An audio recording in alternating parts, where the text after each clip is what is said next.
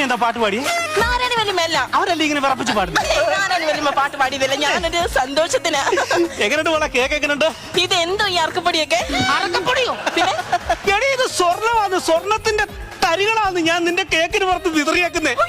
എങ്ങനെയുണ്ട് സാധനം? എങ്ങനെയുണ്ട്? സ്വർണ്ണമൊക്കെ തിന്നാൻ പറ്റുമോ? സ്വർണ്ണം തിന്നാൻ പറ്റുമോ? ചെറു തിന്നാൻ പറ്റുമോ?